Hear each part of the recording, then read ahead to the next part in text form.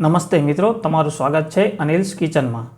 આજે આપણે એવી એક ચટણી બનાવીશું જેનો ઉપયોગ તમે ગમે તે નાસ્તાની જોડે કરી શકો છો અને તે ટેસ્ટમાં પણ એકદમ ચટપટી અને સ્પાઇસી બને છે અને આ રેસીપીને બનાવવી પણ એકદમ સરળ છે।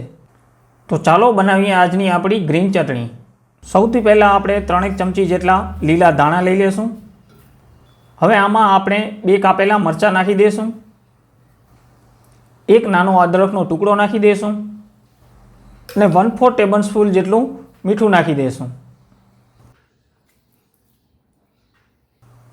સાથે થોડાક મીઠા લીમડાના પાન નાખી દઈશું। અડધી ચમચી જેટલું આખું જીરું પણ નાખી દઈશું અને 1/4 ટેબલસ્પૂનથી થોડુંક ઓછું આપણે કાળું નમક નાખી દઈશું। હવે આપણે આમાં ઉમેરીશું અડધો કાપેલું લીંબુ। લીંબુ નાખવાથી ચટણીનો સ્વાદ એકદમ ચટપટો આવે છે, એટલે લીંબુ તમારે ફરજિયાત નાખવું। હવે આપણે આમાં ઉમેરીશું અડધી ચમચી જેટલી ખાંડ। ખાંડ નાખ્યા બાદ હવે આપણે આમાં નાખીશું 4 થી 5 લસણની કળીઓ।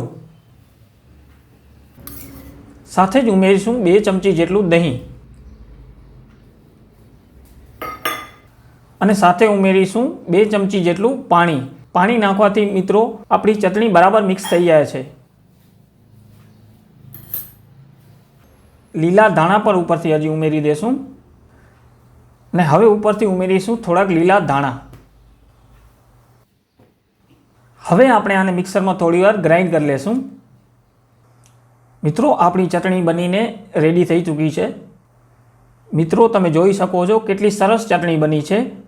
એકવાર જરૂરથી તમે આ ચટણીની રેસીપીને તમે બનાવજો અને આજનો વિડીયો જો સારો લાગ્યો હોય તમને તો પ્લીઝ વિડીયોને લાઇક કરી દેજો અને ચેનલને સબસ્ક્રાઈબ કરી દેજો અને બેલ આઇકોનને હિટ કરી દેજો, જેથી આવનારા આવા જ વિડીયોની લિંક તમને મળી શકે।